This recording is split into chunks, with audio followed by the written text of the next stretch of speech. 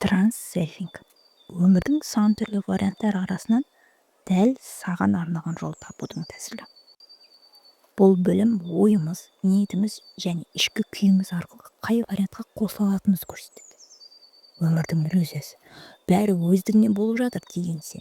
Ал шын мәнінде біз өз әлемімізді өзіміз қалыптастырамыз.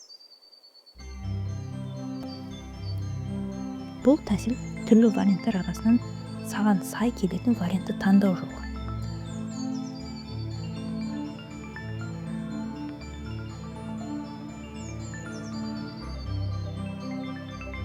Әр адамның өмірінде әрдайым варианттар кеңістігі бар. Онда өткен өміріміз, қазіргі және болашақтың барлық болуы мүмкін варианттары энергия түрінде сақталған.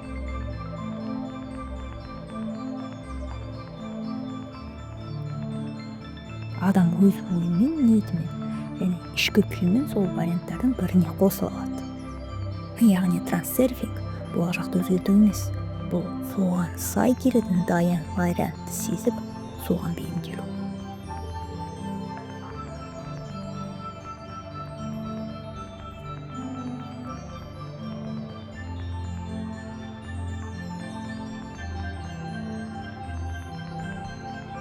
Вадим Зеланд варианттар кеңістігін шексіз мұхитқа теңеп мысал келтіреді.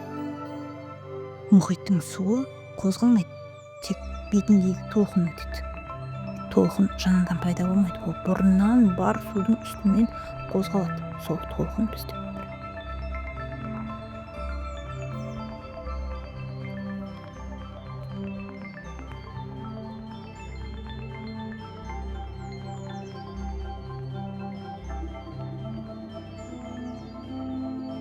Біз мұхитты өзгерте алмаймыз, бірақ өз толқынымыздың бағытын өзгерте аламыз. Ішкі күй жел қандай болса, толқын да солай қозғалады. Өзімен резонанс тап, сонда саған арналған варианттар өздігінен ашылады. Әлем біздің айнамыз, айнадағы көріністі өзгерту мүмкін емес. Ол тек біздің ішкі әлемімізді көрсетеді. Айнадағы көріністі өзгерту ол ешқандай нәтиже бермейді. Ал өз әлемімізді өзгертудің жолын транссерфинг арқылы ары қарай менімен бірге зерттей